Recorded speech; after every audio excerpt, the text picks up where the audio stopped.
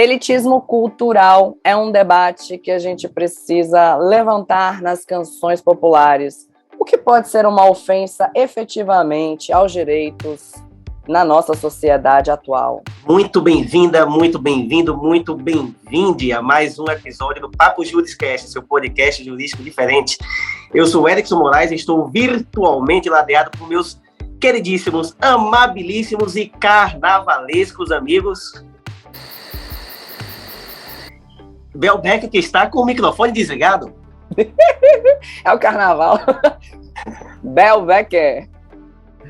Gerson Cardoso, Gersinho, obrigado por vocês estarem aqui nos prestigiando nesse momento, né? Todo carnaval tem seu fim, mas deixam consequências, deixam reflexões para a vida da gente. Não é só uma música que a gente ouviu, que fica aquela música chiclete no nosso ouvido, mas faz parte da gente discutir. Foram tantas crias da Ivete, foram tantas zonas de perigo. Opa! E só está começando o nosso debate aqui. E às vezes é tanto boneco entrando que, pelo amor de Deus, né? Minha gente, acho que o debate tem que começar com a gente observando como o carnaval deu fim na gente, né? Isso sim, não é não, Erickson? Tão certo assim. Pois é, meu povo. Eu estou no efeito rebote do carnaval, com o corpo todo dormente, a cabeça doendo feita peste, o peito e a garganta ardendo mais do que ralada no asfalto. E isso é carnaval depois de 2 anos. Depois de até 2024. Ele ainda dizia que já estava com as pernas tremendo para participar do fuzuê, do furdunço. Ou seja, o resultado da bagaceira do Carnaval em Salvador tá aí. A bagaceira, tô eu todo esbagaçado, mas extremamente feliz. Porque se essa fantasia não pode ser eterna, mas pelo menos ela dura algumas noites. Fechando os olhos para algumas coisas, logicamente. Pois é, minha gente. Então, carnaval é esse momento que proporciona alegria, festa, animação, mas que traz também muitos olhares necessários para muitas mazelas sociais, a gente não pode esquecer disso, e traz também algumas discussões todo ano, entra ano, sai ano, a gente tem sempre aquele amigo, mas porque a música é isso, a música é aquilo, porque a música não presta, porque não tem letra, porque não sei o que lá, tal. Muitas vezes, há um quê de fundamento em algumas críticas, a gente pode fazer uma análise de uma ou outra música e verificar que, de fato, ela atinge determinados grupos, né, atinge determinados corpos de formas diferentes, mas, às vezes, também são críticas genéricas que podem travestir um certo elitismo cultural, intelectual, academicista, né? Então, meus nobres amigos, diante dessa zona de perigo que é tratar desse assunto, vamos instalar os debates. Qual a concepção de vocês a respeito disso? O que é que vocês têm a trazer para contribuir com o nosso debate sobre esse tema? Bom, eu gostaria de inaugurar dizendo que eu não tenho problema algum em ouvir música sexualizada, especialmente no carnaval. Primeiro porque carnaval é a festa da carne. A gente está cansado de saber disso, mas tem gente que se esquece dessa festa, da conotação dessa festa. Então, a sexualidade, a sensualidade vai ter de estar presente. E, normalmente, nas músicas, por exemplo, do axé, a sensualidade ela é bem irônica, né? O carnaval ele traz essa possibilidade de brincar um pouco com a sensualidade. Mas existem algumas músicas que nos chamam a atenção e especialmente incomodam por uma hipersexualização. E normalmente são músicas que estão aí no dia a dia, né? Fica muito difícil a gente instaurar um debate estando longe, afastado de realidades paralelas, né? Que a gente tem e que a gente precisa entender qual o contexto, de onde vem, por que surge tanta sexualização em músicas e até que ponto isso é um limite. A gente tem que botar um limite nisso tudo. Tem uma concepção bem diferente em alguns pontos sobre essa temática, principalmente porque eu fico com muito receio de ser criminalizada a cultura do gueto, a cultura das pessoas que já estão excluídas socialmente de uma sociedade elitista, racista, e quando elas vêm produzir algo que é lido como inadequado, que é lido como não erudito, eu fico pensando aqui, quem é que realmente está ali definindo o que é bom e o que é ruim? essa concepção de ser bom ou ruim é uma concepção colonial que permeia toda a nossa vida desde o processo de invasão do Brasil, esse processo de colonização que termina perpassando também para as relações sociais e termina atingindo a cultura principalmente dos grupos que estão ali em situação de maior vulnerabilidade, que não tem a presença do Estado no seu dia a dia, mas tem todo o alvo de crítica. E para piorar a situação, essa cultura que é produzida dentro das comunidades é também objeto de exploração do capitalismo. O capitalismo lucra com isso, é uma coisa que a gente tem que parar para pensar. Antes da gente ir ao ar, eu ouvi uma entrevista de Joselito Crispim, ele é do Grupo Cultural Bagunçaço, ele deu essa entrevista no Grupo Metrópole, vocês podem até encontrar aí nas redes sociais, ele falando da história da origem da música do El Chan, Seguro Chan. Ele começou a descrever como surgiu, que ele foi responsável por datilografar. As pessoas na comunidade naquela época estavam engravidando e as mães queriam passar uma mensagem. Poxa, como é que minha filha vai para uma festa, termina engravidando, depois corre todo esse problema? Aquela realidade local foi transportada para uma música que chegou a um grupo maior, terminou lucrando com ela e começou a reproduzir. E falar sobre música de duplo sentido sempre existiu na história da nossa sociedade, né? Cada vez de forma disfarçada.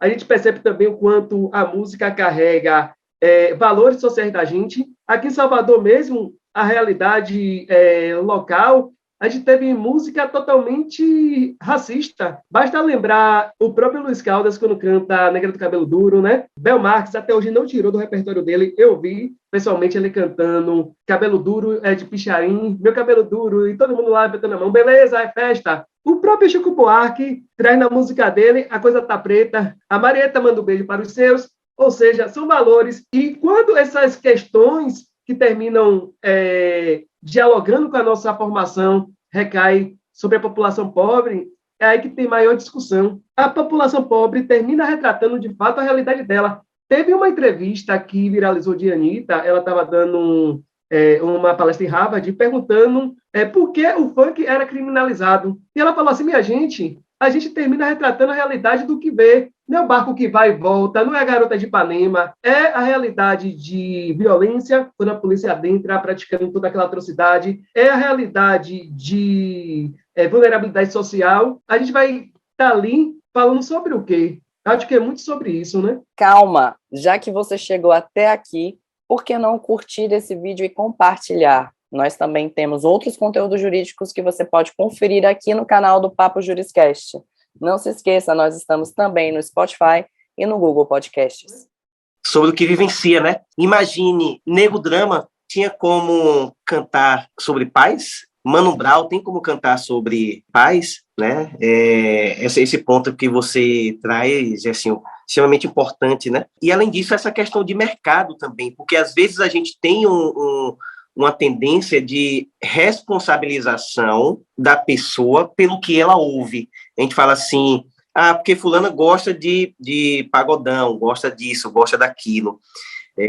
Beleza, ela gosta. Não estou fazendo juízo de valor a respeito do estilo musical, não. Mas é o que se fala muito. Alguns estilos musicais são bem criticados. O pagodão, sobretudo o pagodão baiano, é um deles, né? Alguns setores da Axé Music também.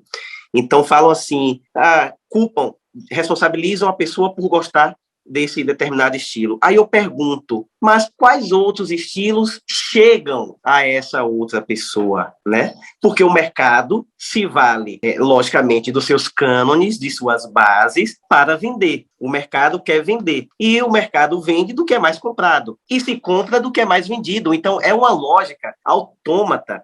Então, as pessoas consomem o que é mais vendido, mas é mais vendido também o que é mais consumido, e a partir daí é mais consumido o que é mais vendido, a mesma coisa.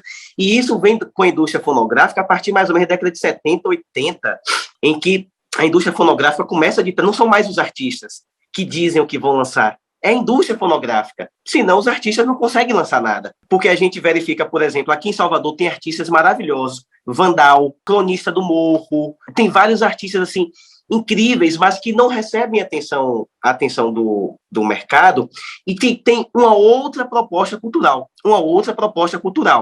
né? Não trazem necessariamente essa música mais irreverente, né? Que é tão contestada por muitos, mas acabam não recebendo essa atenção toda do mercado, porque não é do que mais se vende. Então, a gente precisa responsabilizar também o mercado por não levar outros elementos de cultura para as pessoas. Não é levar cultura, é levar outros elementos de cultura. Porque, querendo ou não, faz parte da nossa cultura. E aí eu vou fazer, por exemplo, um breve corte aqui. Estavam disputando aí como música do carnaval aqui em Salvador, algumas músicas, Carol, Zona de Perigo, e deixa eu botar meu boneco. Não estou entrando na análise dessas músicas, mas, sinceramente, eu achei, em algum aspecto, mas sim, é gostosinha, assim, a música do Léo Santana, da Zona de Perigo. Deu até vontade de fazer dancinha no TikTok, mas como eu não tenho habilidades dançantes. Mas, do ponto de vista da nossa cultura, do nosso carnaval, deixa eu botar o meu boneco, eu acho que representa muito mais o nosso carnaval, a nossa cultura. Assim, essa coisa mais irreverente, o toque, a pegada ali, sabe? Então, é cultura também. É cultura, representa um povo, representa uma forma de se expressar de um povo. E isso tem que ser valorizado e não pode, de forma alguma, ser criminalizado. Há críticas que podem e devem ser feitas, porque acabam algumas coisas, alguns elementos de algumas músicas acabam incentivando cultura de estupro, né, hipersexualização, sobretudo de corpos negros e tudo mais. Então, e isso também é importante a gente fazer a correta análise e perguntar até que ponto a gente consegue transcender isso sem trazer essa visão extremamente elitista e excludente do que seja cultura. Perfeito. Eu vou pegar 2 pontos que vocês trouxeram, a questão do duplo sentido, que Gersinho trouxe, que acaba deixando algumas canções de gêneros musicais lidos hoje em dia como elitistas, mas que no passado não era, MPB não era elitista no passado, mas que hoje em dia é lida como elitista, e essa questão do mercado fonográfico que Erickson trouxe. E aí a gente chega num ponto de convergência, né? A gente fica debatendo o que é elitista e o que não é, mas a gente enxerga músicas, canções, letras extremamente misóginas em todos os gêneros. E aí aqui eu posso citar desde o sertanejo, a gente tem Camisa de Vênus, que é rock, inclusive Erickson tá com a camisa Lisa Rock aí. A gente tem em vários estilos, né? Mas qual é a grande questão? Por que será que certos gêneros musicais são mais criticados, né? Muitas das vezes, uma questão de opinião aí, eu enxergo que o explícito é questionável. As pessoas ainda não aceitam o que é explícito como algo visto como arte. A arte, por exemplo, pornográfica, não é lida como arte, é lida como pornografia, né? E o mercado fonográfico, muitas das vezes, se investe da pornografia, da cultura pornográfica, que é uma cultura do estupro, faz parte da cultura do estupro, como Erickson colocou. Para as mulheres, o que sobra, né, dentro do mercado musical? Falar sobre sexo de uma forma em que elas se empoderam. E aí a gente tem um debate que as feministas radicais trazem muito. Gente, será que é realmente empoderamento? Elas falarem toda hora sobre sexo, mostrarem que elas são livres, quando a gente sabe que liberdade não existe, né? Para que isso? Isso aí é um estímulo do mercado musical, realmente, para que elas continuem a vender, né? E assim, é interessante, se a gente for observar o mercado mundial como um todo, as mulheres brancas, elas têm uma liberdade enorme de falar de sexo ou não, mas as mulheres negras e latinas têm de falar de sexo, têm de vender sexo, têm que mostrar. Então, aí fica a reflexão, a primeira reflexão. Eu não acho que o debate seja elitista quando a gente pega letras como essas aqui, ó. Eu vou traduzir para vocês. A primeira delas, Sidney Magal. Se te agarro com outro, te mato. Se te agarro com outro, te mato. Te mando algumas flores e depois escapo. A gente tem Henrique e Juliano no sertanejo. Sertanejo hoje é um gênero musical que atende a massa e atende também a elite, né? Tô afim de você. E se não tiver, você vai ter que ficar. Vai namorar comigo, sim. Se reclamar, você vai casar também. Ah, que lindo. E agora a gente também tem, dentro do funk, várias referências. Soca nessa manda essa sentar com a É o baile da 17, mas nós come as de 15. Excuse me, novinha, vamos ensinar inglês para as analfabetas? Ensinar a língua para as analfabetas? Subidinha de leve com essa filha da taca a bebida, depois taca a abandona na rua.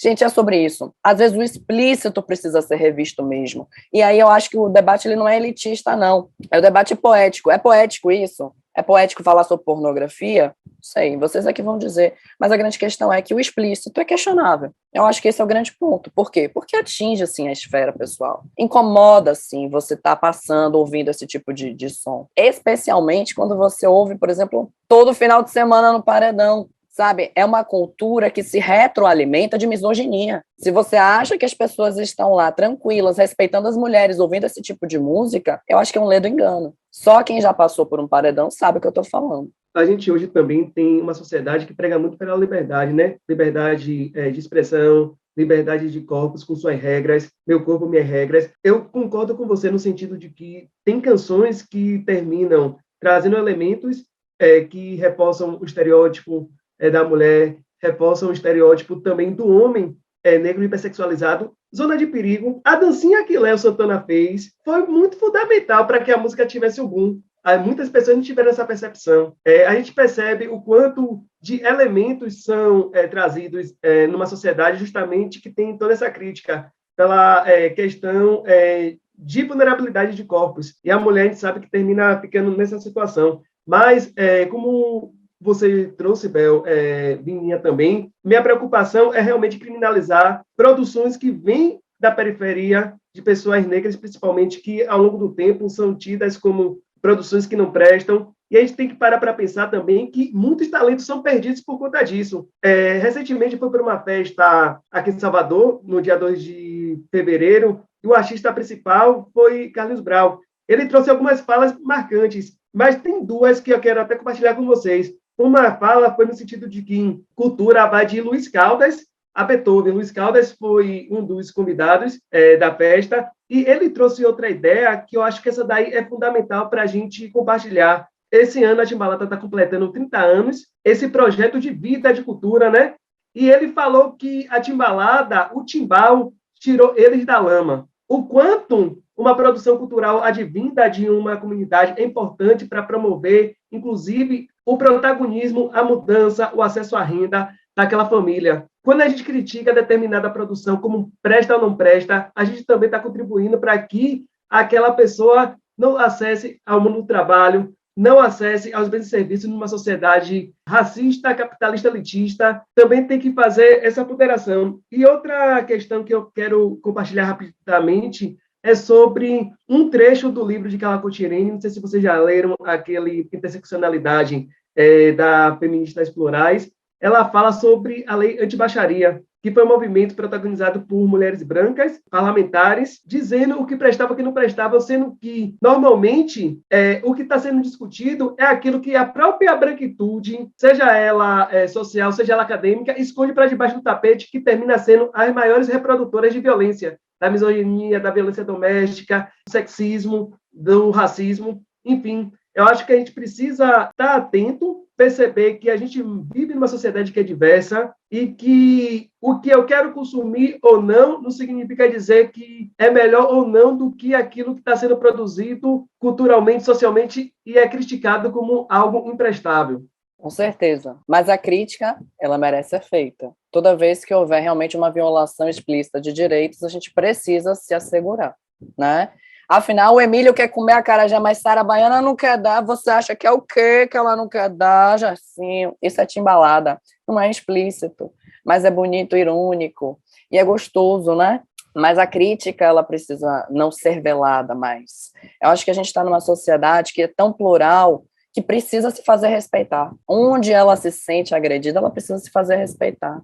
Então, fica aqui um convite para que a gente possa analisar o que a gente está realmente criticando, em primeiro lugar, para a gente não cair no elitismo cultural, e o que é que realmente feriu ali. ali pegou, sabe? E isso está em todos os gêneros.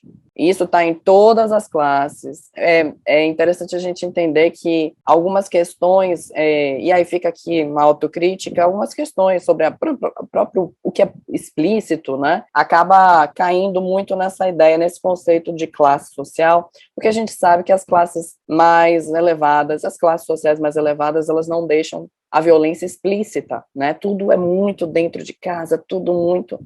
E isso também se traduz em algumas culturas musicais que eles acabam tomando, ouvindo, enfim, né? E tem essa diferenciação, mas, assim, realmente é o que chega até você, o que você realmente consome, o que te incomoda, por que te incomoda. Eu acho que esse é o tipo de análise que a gente tem que fazer, independentemente do que vá... Nada como uma crítica para a pessoa mudar a letra da música. A gente já teve vários artistas, por exemplo, que mudaram a letra da música a partir de críticas. Alguns que viram que realmente não deve ser colocado dentro da sua playlist, setlist de show, canções que já não importam mais, ou que mudaram com o tempo, né? A Cor dessa Cidade muito provavelmente vai ter de ser modificada por Daniela Mercury, que já está começando a entender algumas questões aí nesse sentido. Eu espero que ela realmente siga esse caminho. Então, a crítica ela é extremamente importante, inclusive para a evolução do artista, para que ele permaneça no mercado. E a gente precisa criticar especialmente, não o artista, mas especialmente o mercado, para que o mercado pare de promover esse tipo de foco, né, de hipersexualização. O mercado está por trás disso, gente, especialmente hipersexualização. A gente deve fazer as críticas necessárias, como o Bel bem disse. Eu só queria complementar, Bel, o que você falou, com uma coisa. A nossa crítica, contudo, não pode ser seletivista. E aqui eu deixo um exemplo que é muito nítido e sobre o qual ninguém fala. Quem puder, coloque, assim que terminar de assistir esse episódio, coloque para ouvir a música dos homens brancos hétero, Roberto Carlos e Erasmo Carlos. Um dia, gatinha manhosa, eu prendo você, no meu coração quero ouvir você fazer mãe então. Eu esqueci o restante, mas é uma letra extremamente abusiva, que retrata o homem que grita com a mulher, sabe? Que fala de uma forma que trata mal, que prende, que... Então, assim, só que a gente não ouve também essa crítica. A gente não ouve. Então, a gente precisa fazer as críticas necessárias, mas a gente não pode ser seletivista, porque senão a gente passa a criminalizar apenas uma categoria, apenas um nicho da sociedade. A gente passa a criminalizar apenas as comunidades, as favelas, e a gente esquece de quem está em Copacabana fazendo música que fomenta um relacionamento abusivo, a agressão de homem para mulheres. Então, eu só queria deixar essa sugestão para encerrar a minha fala. E também é importante a gente perceber o quanto o capitalismo se vale de tudo isso para lucrar. O capitalismo se vale, tem toda a questão elitista, tem toda a questão de aparofobia também, nesse sentido de que o que vem de pobre não presta. É sobre isso que a gente tem que parar para pensar também, porque cultura é a manifestação mais genuína de cada povo. Então, se a gente começar a dizer, colocar na caixinha o que é bom, o que não é bom, a gente vai promover exclusões, e a gente sabe que a corda quebra para o lado do mais fraco, aquele que está ali na periferia, produzindo, precisando fazer seu corre para sobreviver, que é invisível socialmente, institucionalmente. A você que nos acompanhou até aqui, o nosso muitíssimo obrigado. Aproveita para ativar o sininho, curte, compartilha, nos siga também nas redes sociais, estamos no Instagram, @PapoJurisCast, assim como também no Spotify e no Google Podcast. Um beijo no coração e até o próximo. Tchau.